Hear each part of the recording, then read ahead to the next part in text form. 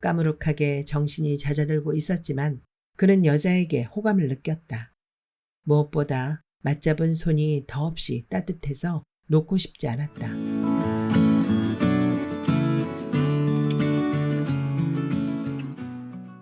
봉덕동 블루스.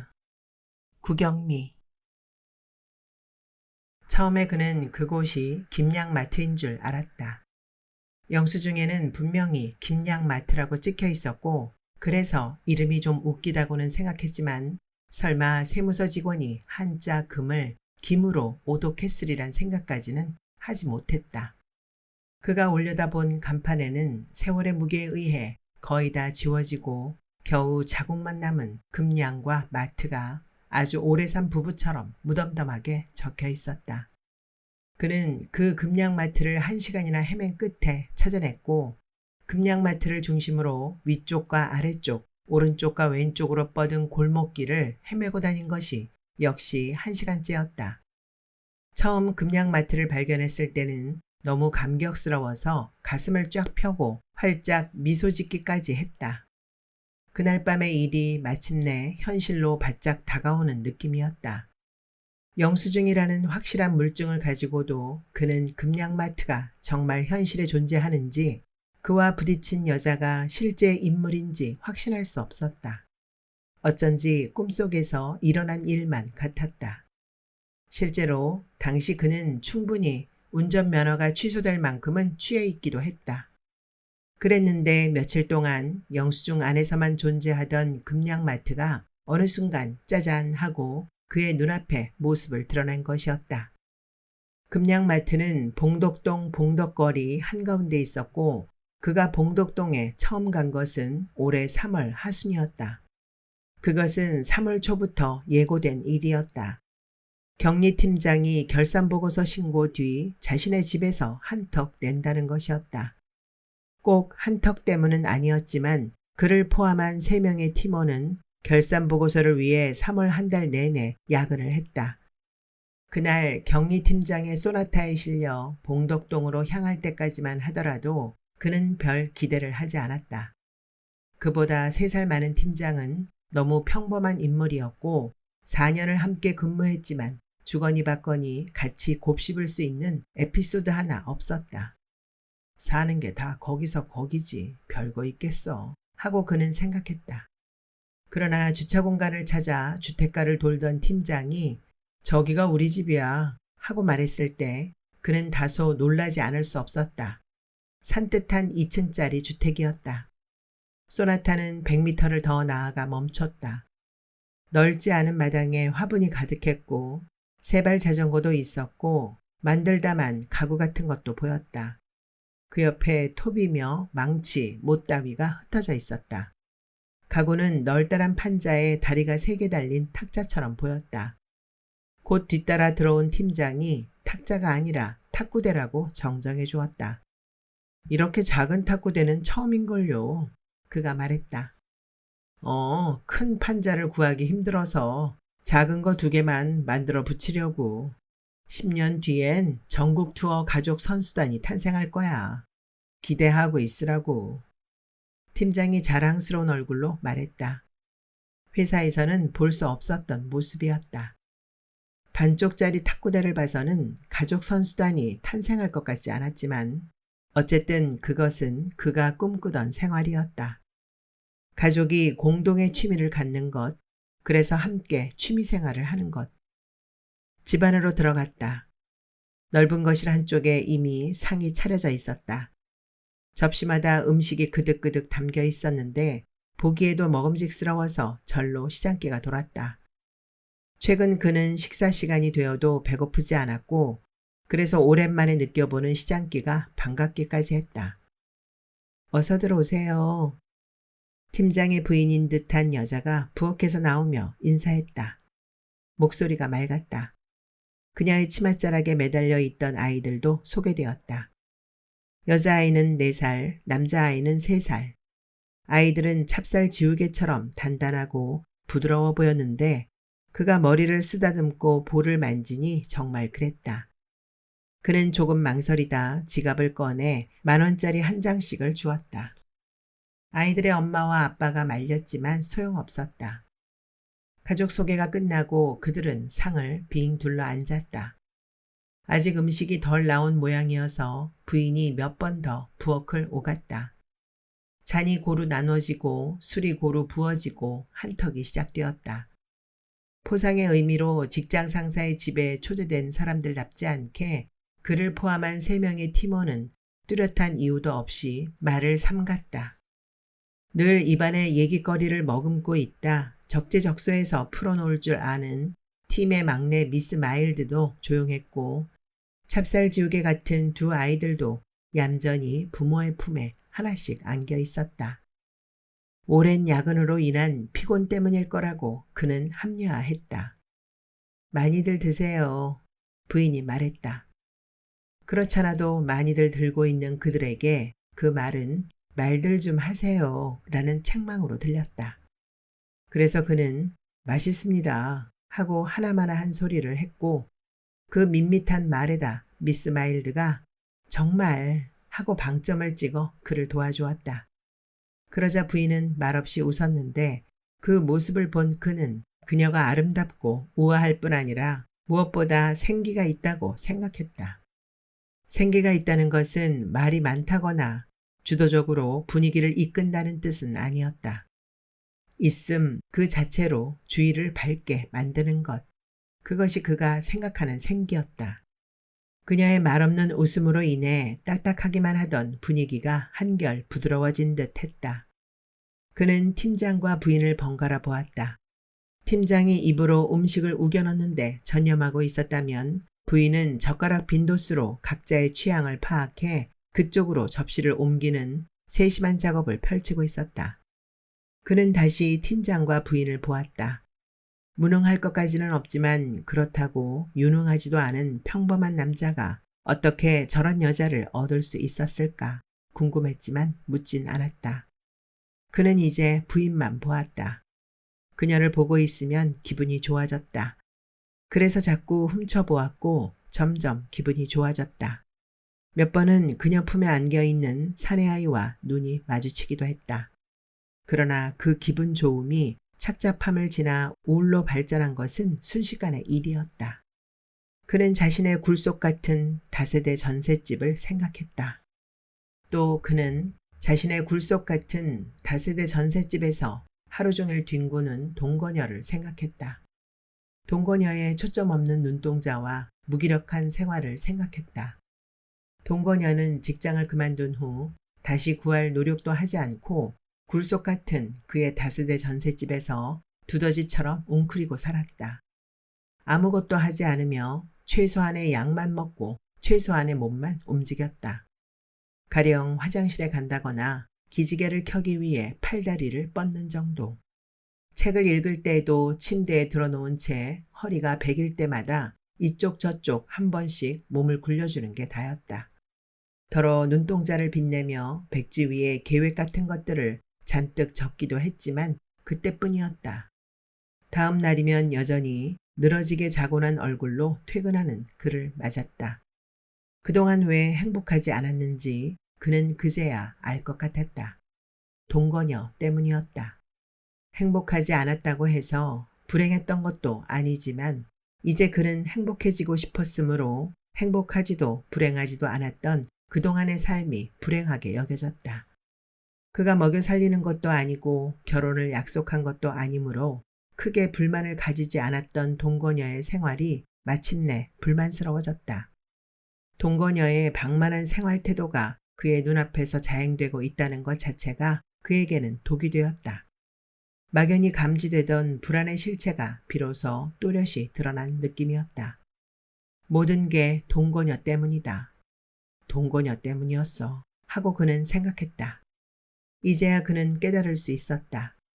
미처 발견하지 못했던 그가 꿈꾸는 또 하나의 생활은 그러므로 예쁘고 부지런한 아내의 햇빛이 잘 드는 산뜻한 2층 집을 갖는 것이었다. 뭘 그렇게 생각해? 맥주병을 든 채 팀장이 물었다. 팔 아파. 나 이거 든 지 한참 됐어. 그는 깜짝 놀라 잔을 내밀었다. 술이 부어지는 동안 그는 생각을 접자. 나머지 생각은 나중에 하고 생각했다. 맥주가 싫으시면 다른 술 드릴까요? 이번에는 팀장의 부인, 아름답고 우아하고 생기 충만한 그녀가 물었다. 그는 깊이 생각하지 않고 되는 대로 고개를 끄덕였다. 와인? 네, 아니 소주를 주세요. 소주로. 지금 그에게는 소주가 필요했다. 생각을 정지시킬 수 있는, 정신을 허물어뜨릴 수 있는 독한 소주가. 탁구 좋아해? 아니. 배드민턴은 어릴 때 잠깐. 자전거는 탈 수 있어?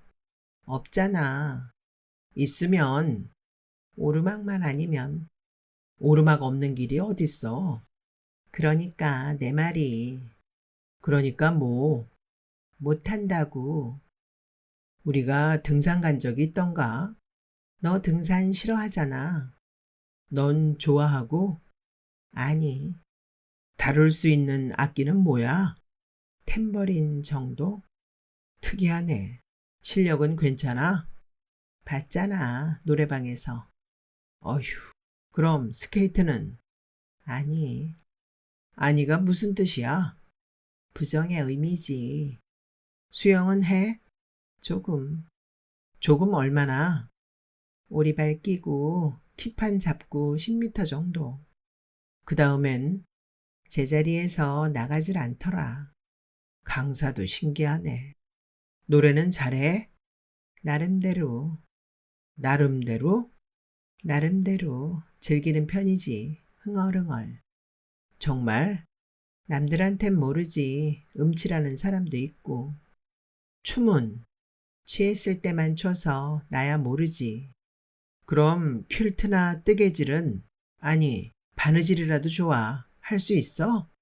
단추 달기 정도는 해.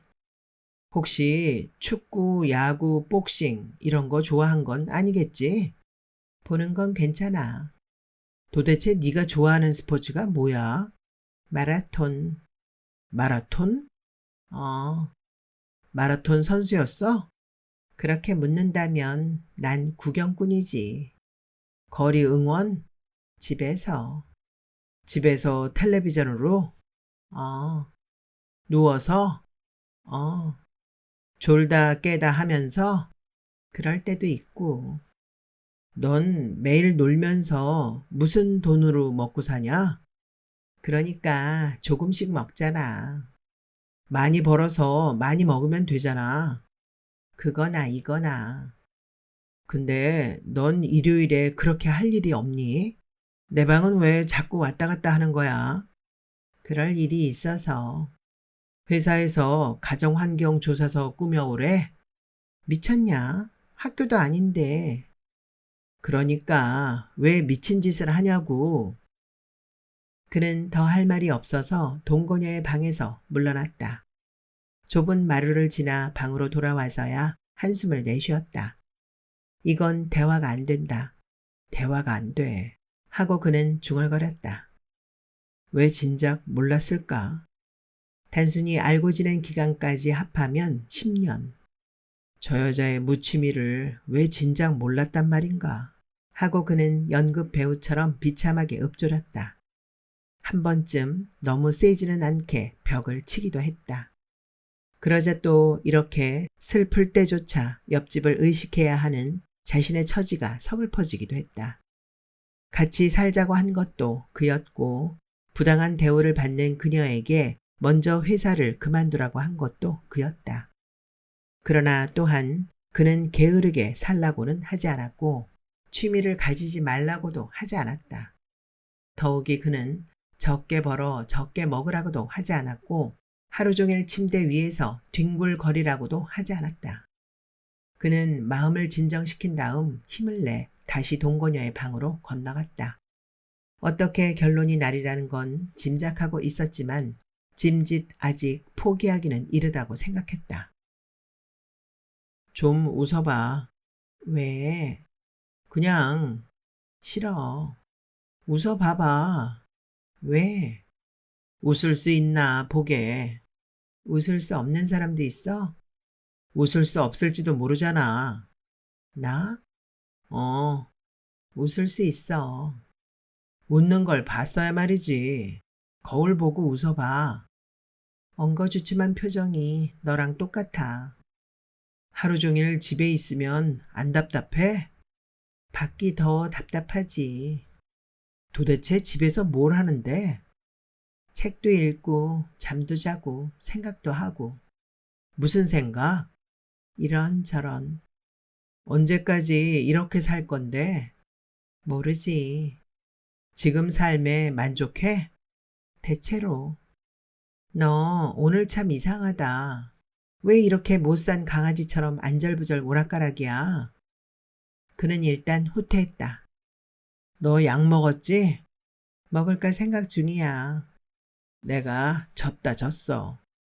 그래, 이번엔 뭘 물어보려고? 아이 좋아해?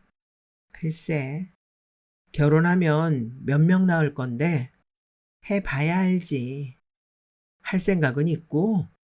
몰라, 아직. 난 2명 낳을 거야. 여자아이, 남자아이.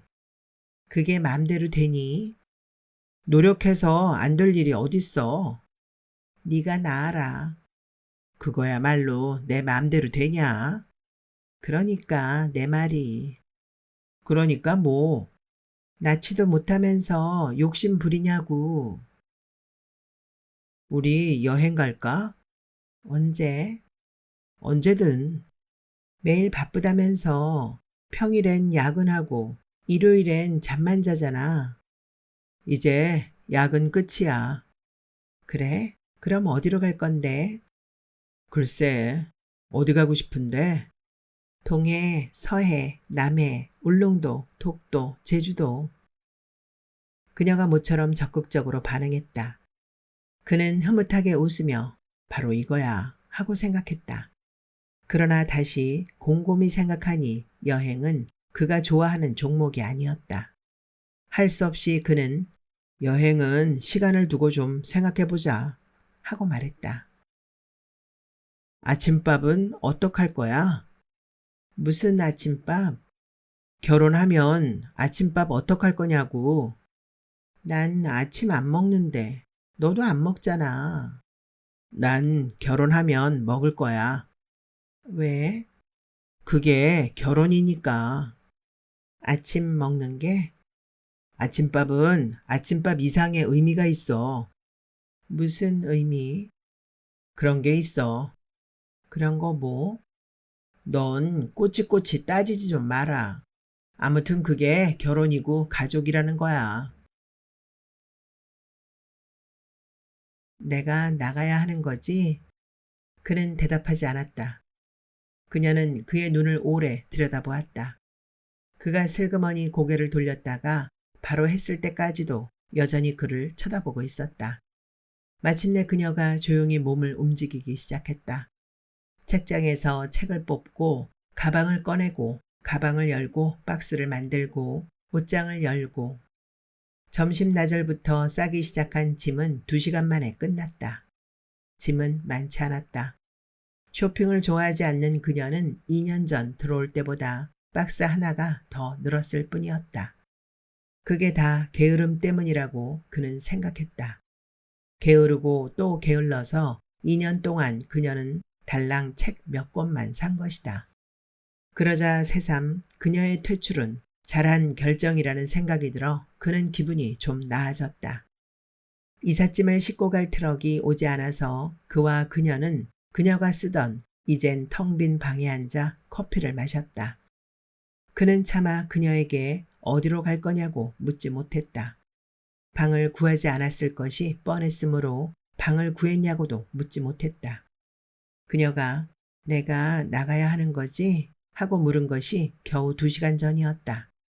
2시간 동안 밖에 나간 적이 없었으므로 그녀는 아마 이삿짐 트럭을 타고 서울에 아는 사람들을 찾아 전전할 것이다. 그건 내가 걱정할 문제가 아니야 하고 그는 생각했다. 커피를 다 마셨을 때 트럭이 왔고 그녀는 트럭을 타고 떠났다. 출발하기 전 잘 있어 하며 손을 흔들었다. 더 이상의 말은 없었다. 그래서 그도 그래, 잘 가 하고 심상하게 말했을 뿐이었다. 그녀를 배웅하고 방으로 들어왔을 때 그는 그녀가 마시던 잔의 커피가 그대로 남아있는 것을 발견했다. 이건 또 무슨 의미지? 하고 그는 생각했다. 그러나 길게 생각하기 싫어서 그녀가 남긴 의미를 꿀꺽꿀꺽 삼켜버렸다. 빈 속이 화끈거렸지만 오히려 위로가 되었다. 다 끝났다. 그녀와의 관계를 처음 회의하기 시작한 것이 3월 하순이었으니 꼭 한 달 만의 일이었다. 파경. 이제 다시는 그녀를 만나지 못한다고 생각하자 그는 울적해졌다. 울적하다는 것이 곧 후회를 뜻하는 것은 아니었다. 그때 어느 집에선가 텔레비전 소리가 커다랗게 들렸고 밖에서 아이들 떠드는 소리가 커다랗게 들렸고 남자와 여자들이 어울려 싸우듯 말하는 소리가 커다랗게 들렸고 그러다가 한꺼번에 터트리는 웃음소리가 커다랗게 들렸다. 지금까지 듣지 못한 소리가 갑자기 들려왔다. 그는 곧 자신의 집이 너무 조용해서라는 걸 알았다. 울적했다. 계획이 차질 없이 진행되었는데 왜 울적한 거지? 하고 그는 중얼거렸다. 커피 때문인가? 소음 때문인가? 그는 또 중얼거렸다. 소주가 필요했다. 울적한 마음을 마비시키고 이성에 반하려는 육체를 마취시킬 수 있는 독한 소주가. 그는 슬리퍼를 꿰고 집 앞 슈퍼로 갔다. 울적함의 독이 더 퍼지기 전에. 봉덕동에 들어선 지 3시간째였다. 금양마트를 중심으로 모든 경우의 수를 고려해 골목골목 쑤시고 다녔지만 아직 목적지를 찾지 못했다. 사실 목적으로 삼은 집이 또렷이 기억나는 건 아니었다. 중앙에 꽃무늬가 조각된 검은 대문과 뾰족한 삼각형 모양의 지붕. 그리고 대문 앞에 움푹 패인 길. 그 정도 움푹 패인 길 때문에 그는 여자와 부딪힌 뒤 몇 걸음 안 가 다시 넘어졌었다. 그래서 한 번 더 올려다 보았던 대문과 지붕이었다. 여자는 그곳으로부터 나왔음에 틀림없었다. 그는 담배를 꺼내며 한숨을 쉬었다. 영수증에는 다음과 같이 적혀 있었다.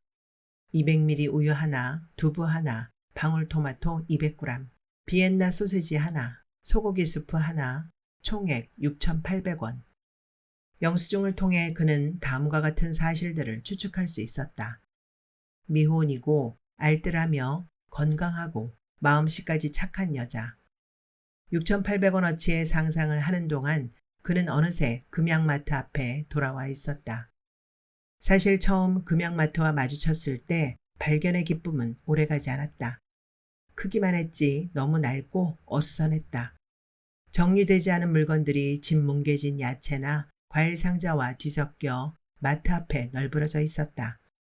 금양마트는 맞은편에, 그러니까 그가 등지고선 편의점과 마주보고 있다는 점에서 자연스럽게 비교되었는데 그는 민망해서 고개를 돌렸다. 금양마트가 아니라 그와 부딪힌 여자에 대한 예의에서였다. 다시 여자를 만난다면 왜 금양마트인지 물어보리라고 생각했다. 어쨌거나 마트 안으로 들어갔다. 저녁 장 볼 시간은 지났지만 한가하다는 생각은 들지 않았다.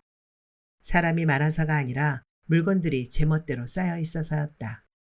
그는 물건들을 피해 발을 디디며 한동안 마트 안을 돌아다녔다. 그러다 우유와 비엔나 소시지를 사고 두부는 간신히 찾아서 사고 쇠고기 수프와 방울토마토도 샀다. 그러자 자신이 미지의 그 여자가 된 느낌이었다. 이건 미친 짓이야 하고 중얼거리며 그는 마트를 둘러보았다. 뭘 어떻게 하겠다는 계획은 없었다. 우연히 멘토스 포도맛을 발견하고는 그것도 샀다. 사고 보니 멘토스는 그가 아니라 헤어진 동거녀가 좋아하는 것이었다. 멘토스 글자를 보고 있자니 멘토스를 좋아하는 헤어진 동거녀가 생각났다. 그는 멘토스 하나를 입에 넣고 굴렸다. 포도맛이라지만 포도맛은 나지 않고 단맛만 났다. 동거녀를 내보낸 뒤 그는 곧 후회했다. 헤어짐 때문이 아니라 시기 때문이었다. 봄이 아니라 여름이었으면 좋았을 거라고 그는 생각했다. 봄은 여러모로 헤어지기에 좋은 계절이 아니었다.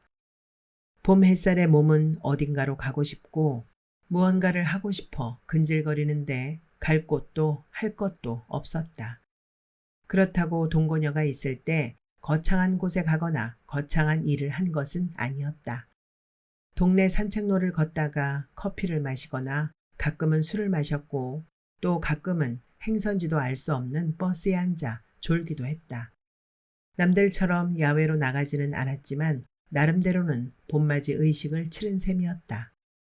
그랬는데 동거녀가 없으니 동네 산책로를 걷는 것조차 힘들어졌다.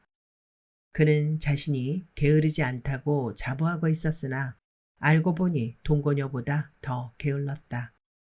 아니 어쩌면 동거녀에게 전염된 것인지도 모른다고 그는 생각했다. 낭패는 산책뿐이 아니었다. 집은 더 지저분해졌고 물기가 없을 때의 욕실 바닥은 덮개를 이룬 먼지 때문에 하얗게 빛났다. 마루에서는 모래가 밟혔다. 그는 마루에서 신는 꽃무늬 실내화를 슬리퍼로 바꿨다. 동거녀가 떠난 뒤 그가 가장 먼저 그리고 확고한 의지를 가지고 한 일이 고작 실내화를 슬리퍼로 바꾸는 일이었다. 냉장고에 있던 반찬은 모두 버리고 음료만 남겨두었다. 그 편이 냄새가 덜 나서 좋았다. 밥 먹는 것도 큰 고역 중에 하나가 되었다. 집에서 식사 준비를 하는 게 귀찮아 그는 주로 외식을 선호하는 편이었는데 도대체 같이 먹을 사람이 없었다. 몇 안 되는 친구들은 그의 식사를 위해 내줄 시간이 없었다. 다들 약속이나 접대, 연인 혹은 아내의 생일이나 결혼기념일이 그들의 발목을 잡았다. 식당에 혼자 가는 것보다 더 구차한 일은 없다는 게 그의 지론이었으므로 한동안 저녁 식사는 전복죽, 잣죽, 쌀죽 등으로 대체되었다. 전자레인지에 넣고 2분만 데우면 되었다. 먹는데도 2분이 걸렸다. 죽이 물리면 즉석 김치볶음밥, 야채, 소고기 볶음밥을 먹었다. 역시 전자레인지에 넣고 3분만 데우면 되었다. 먹는데도 3분이 걸렸다. 2분 혹은 3분짜리로 저녁을 해결한 지 한 달이 되었을 때 마침내 그는 더 참지 못하고 폭발하고 말았다. 휴대폰을 꺼내 급하게 번호를 누른 다음 말했다. 나랑 저녁 한번 먹자. 가장 만만한, 그래서 오히려 절대 시간을 구걸하지 않으리라 다짐했던 대학 친구 겸 독신녀는 잠시 말이 없었다. 그러다 뭐? 하고 물어왔다. 저녁 한번 먹자고. 그런 걸 뭘 그렇게 비장하게 말하냐? 오늘 시간 돼? 안 돼. 애인 만들었냐? 그것보다 더 좋은 거. 독신녀가 말하고 있었다. 그것보다 더 좋은 거라니? 있어, 그런 게. 뭔데? 궁금하니? 뭐, 조금. 사실은 맞춤형 남편 주문했어. 맞춤형 남편이라고? 그렇게 물어놓고 그는 한동안 얼떨떨했다. 맞춤형은 알겠고 남편도 알겠는데 아는 단어 2개를 합쳐놓으니 아리송해졌다. 독신녀가 말했다. 내가 밥 먹고 싶을 때, 장 보고 싶을 때, 여행 가고 싶을 때 전화만 하면 언제든 달려와. 남편, 주부, 친구 그런 프로그램이 있어. 1회 요금은 좀 비싸지만 한 달 이용권은 정액요금제라서 디스카운트 해줘. 한 달 최고 4회까지 이용 가능하고. 그럼 사람을 산단 말이야? 그가 놀라서 물었다. 그런 셈이지. 몇 시간 동안만. 어떻게 그럴 수 있냐? 편하고 좋잖아. 부담도 없고. 차라리 결혼을 해라. 결혼은 싫고. 그럼 연애를 하든지. 연애도 귀찮아. 그래서 오늘 만난다고? 저녁 먹을 거야. 전부터 가고 싶었던 레스토랑이 있거든. 처음 보는 사람이 눈앞에 앉아 있는데 목구멍으로 밥알이 넘어가냐? 사람이 아니라 물건이라고 생각하면 돼. 너무 비정하다. 그럼 소개팅 정도로 해두지 뭐. 그런다고 소개팅이 되냐? 잔소리라면 이제 신물난다. 남들도 그렇게 사는데 내가 뭐 중불나게 잘났다고. 전화를 끊은 뒤 그는 맞춤형 남편이라고 하고 중얼거렸다. 잠시 후 그는 남들도 그렇게 산다고 하고 또 중얼거렸다. 남들 누구? 그가 뒤늦게 큰 소리로 물었지만 끊어진 휴대폰은 아무런 대답도 해주지 않았다. 어느 날 갑자기 개거천선에서 산책로를 달리고 직접 식사 준비를 한 건 아니지만 어쨌든 타인에게 시간을 구걸하지 않고 버텼다. 변화가 있다면 전자레인지형 저녁 식사를 배달 가능형으로 바꾼 정도였다. 예쁘고 부지런한 인생의 동반자를 찾을 때까지만 참자고 생각했다. 정 심심하고 외로우면 독한 소주로 온몸을 마취시킨 뒤 일찌감치 하루를 마감했다. 그렇게 또 한 달이 흘렀다. 6월 하순의 어느 날 오전에 그는 동창생 아들의 돌잔치에 갔다가 늦은 점심을 먹고 집으로 돌아가고 있었다. 손님으로 북적일 시간을 피해 얼굴 도장만 찍고 나온 참이었다. 날은 좋고 시간은 많고 할 일은 없어서 일부러 작고 소박한 길로만 다녔다. 게다가 길까지 막히지 않아 더욱 그의 한가로움을 더해주고 있었다.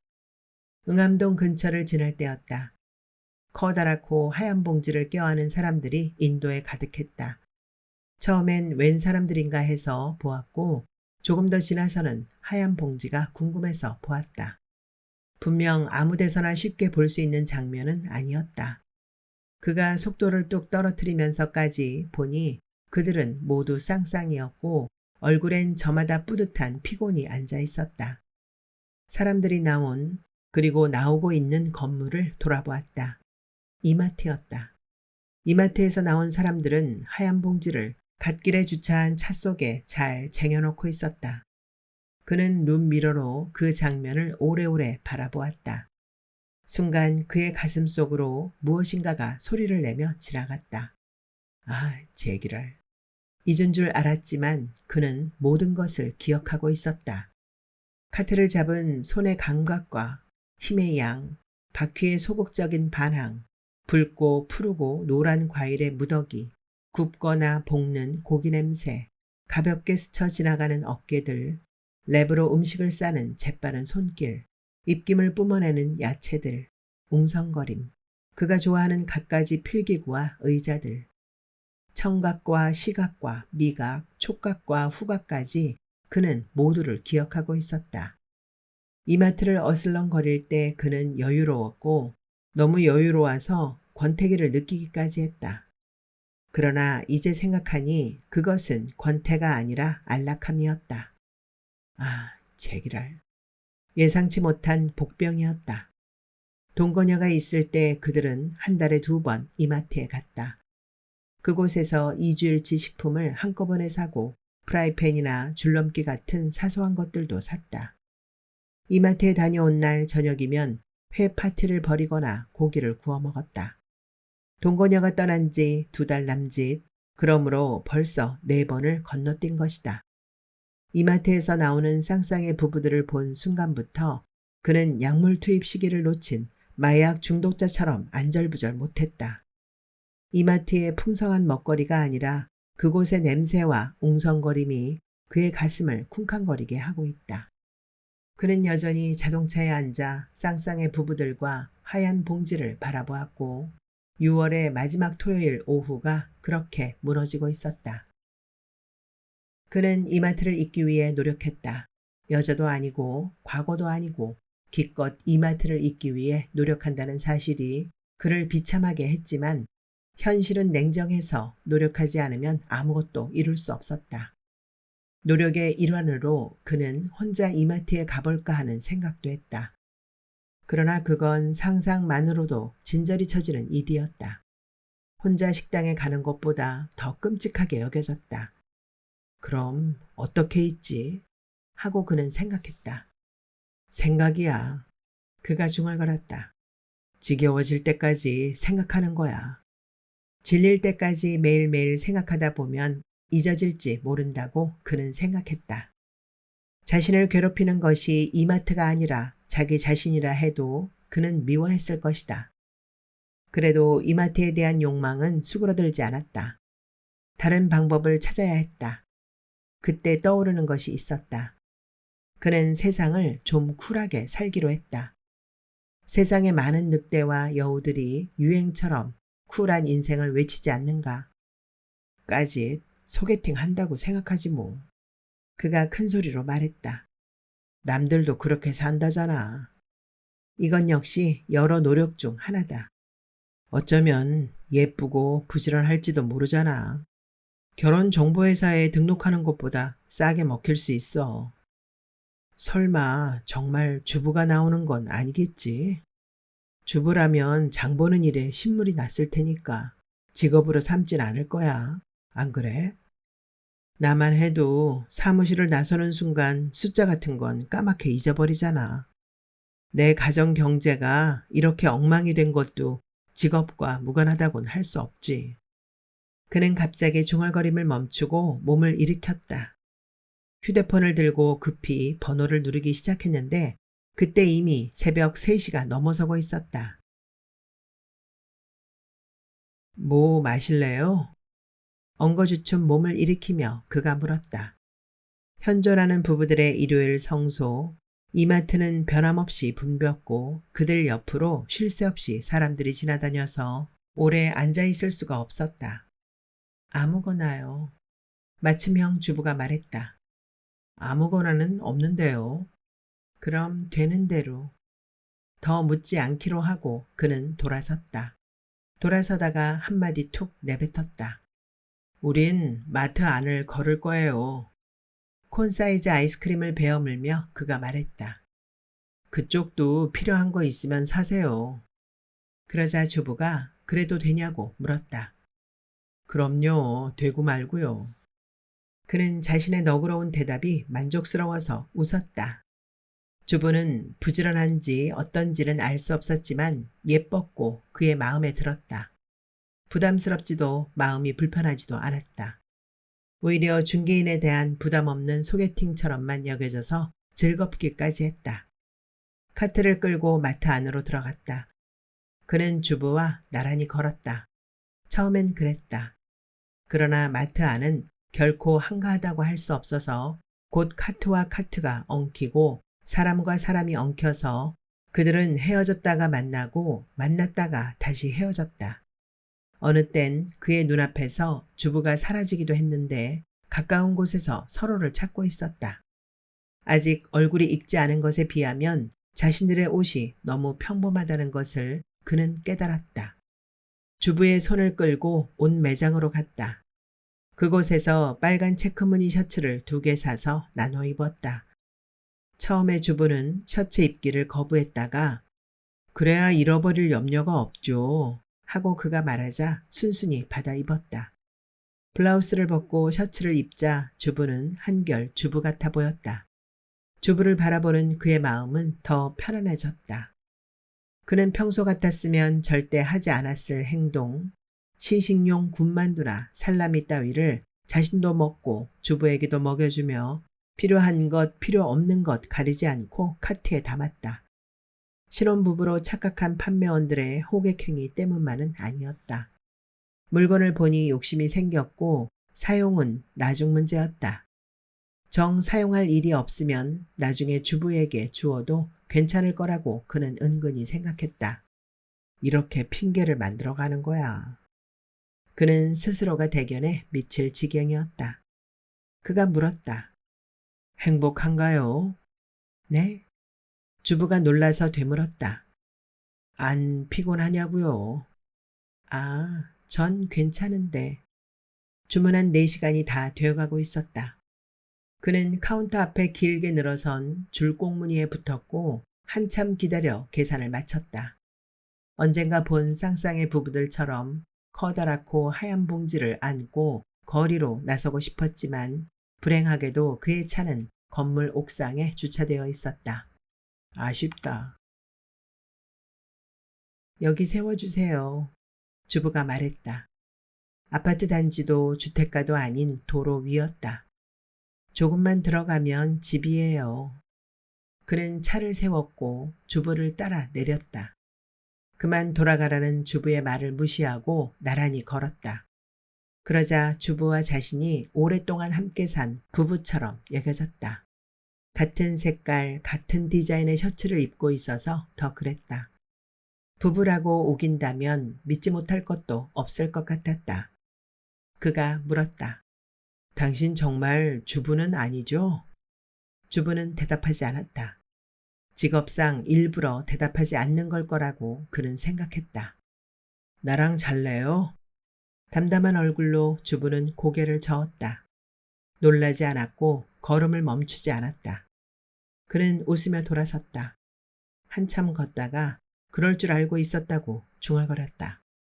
그러나 주부의 담담한 얼굴은 예상치 못한 바였다. 이후 그는 한동안 마루구석에 놓인 커다랗고 하얀 봉지를 바라보며 지냈다. 한 달 동안 그는 맞춤형 주부를 4번 이용했다.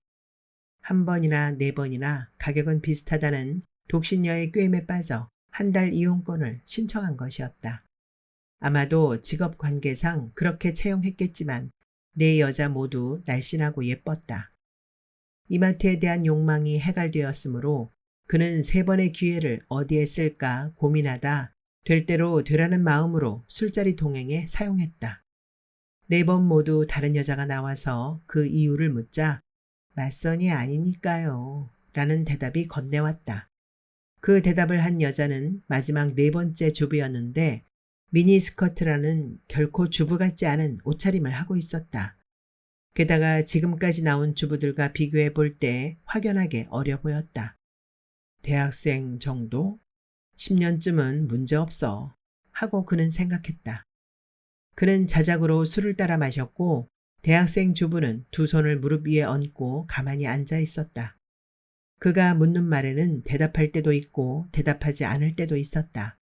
가령 그가 학생이냐고 물었을 땐 그렇다고 대답했지만 우리 사귈래요?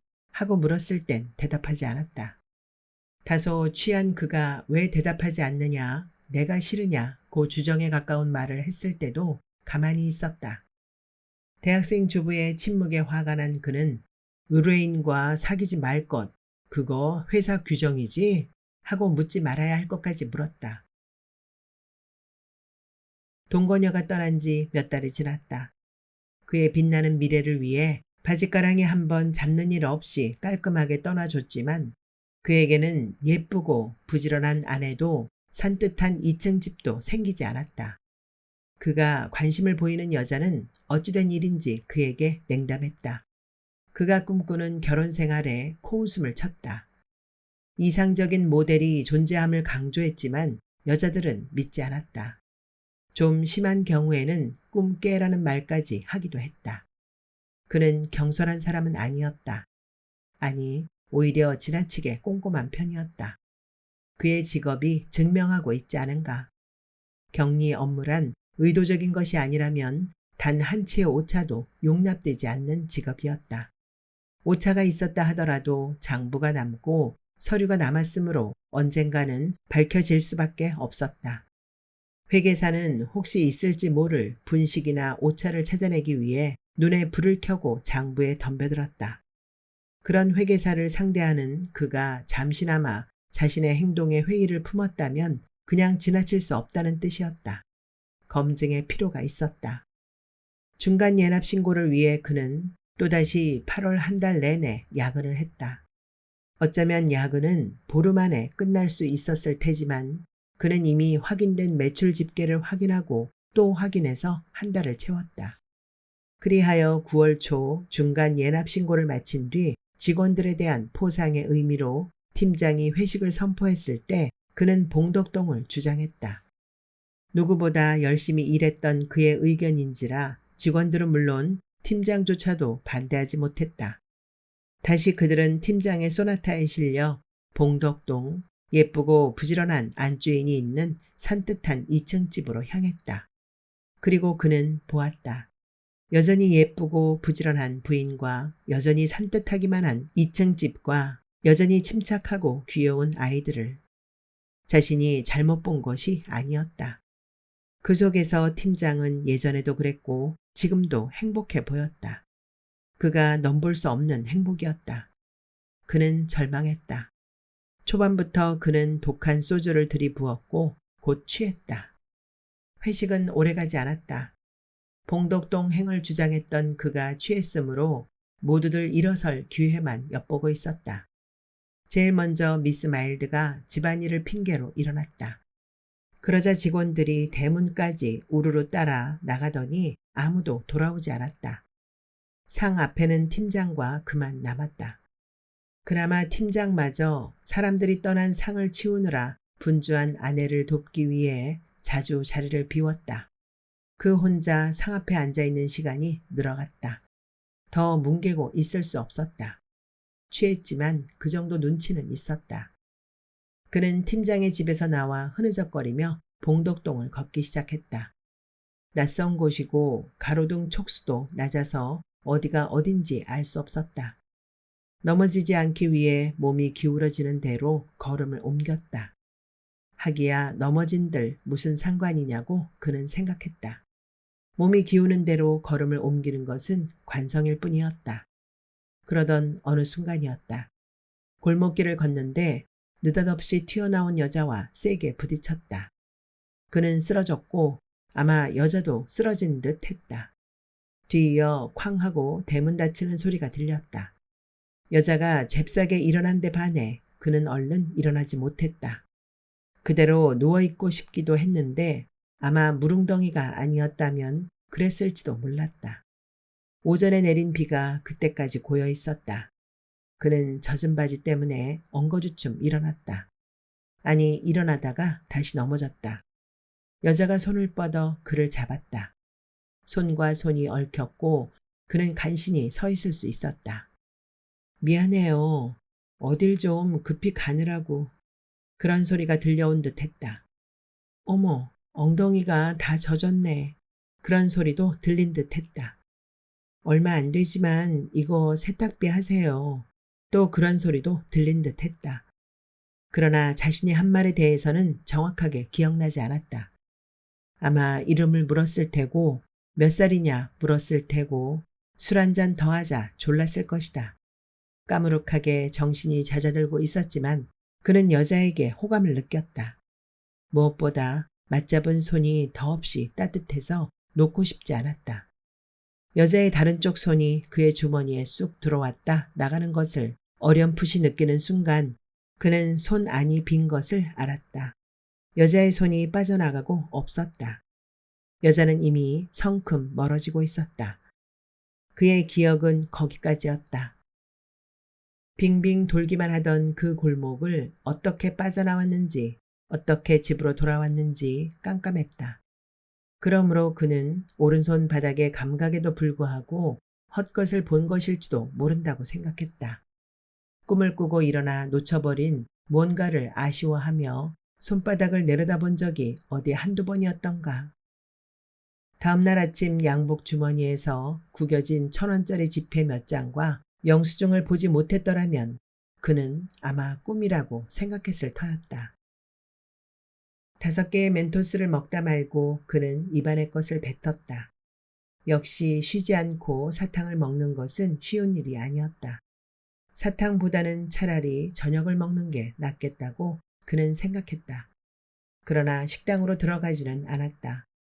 그가 봉지를 흔들며 느릿느릿 걷는데 뒤에서부터 한 남자가 다가와 그의 어깨를 툭 치고 지나갔다. 남자는 우산을 쓰고 있었다. 그는 하늘을 올려다보았다. 구름이 두터웠지만 아직 비는 오지 않았다. 그를 치고 지나간 남자의 벽돌색 우산이 빠르게 멀어지고 있었다. 그는 벽돌색 우산을 따라 걸었다. 어차피 어디로 가야 할지 알 수 없었으므로 바꿔 말하면 어디로 가든 상관없었다. 그는 이미 지쳤고 집으로 돌아갈 것을 진지하게 고려 중이었지만 생각만 그럴 뿐 몸이 말을 듣지 않았다. 그는 몸에 대한 통제권을 잃었다. 제어되지 않았다. 밤이 깊어가고 있었다. 어두운 길을 공중부양하듯 걸었다. 그렇게 한참 벽돌색 우산을 따라가고 있는데 빗방울이 떨어졌다. 순식간에 빗줄기가 굵어졌다. 소나기였다. 그는 우산이 없었으므로 더는 벽돌색 우산을 따라갈 수 없었다. 가까운 상점의 처마 밑으로 들어갔다. 상점은 불을 환하게 밝힌 옷가게였는데 그는 유리를 통해 옷을 구경했다. 옷들은 대부분 숙녀복이어서 그의 흥미를 오래 끌지 못했다. 그는 옷 대신 카운터에 앉아있는 여자를 구경했다. 그러자 여자도 그를 흘끔거렸다. 경계하는 눈빛이 뚜렷했다. 휴대폰을 꺼내더니 어디론가 전화를 걸었다. 곧 중년의 남자가 나타나 옷가게로 들어갔다. 이제 여자와 남자가 함께 그를 흘끔거렸다. 스치듯 그와 남자의 눈길이 마주쳤지만 그가 여자를 구경한 것에 대해 나무라지는 않았다. 만약 나무랬다면 그도 할 말이 있었다.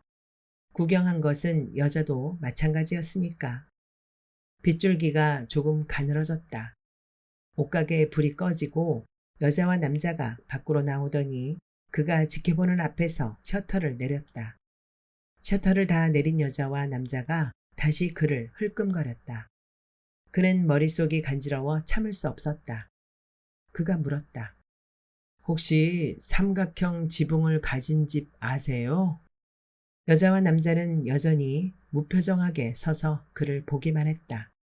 그래서 그는 다시 부모님 집인데 출장 간 사이 이사를 했다는군요, 글쎄, 하고 말했다.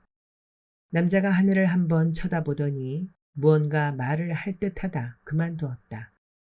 그때 우산을 든 여자가 남자의 팔을 끌었고 남자는 헬리콥터 하고 속삭이듯 말하고는 걸음을 뗐다.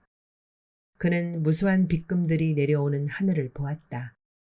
그리고 과연 하고 감탄하며 머리를 끄덕였다.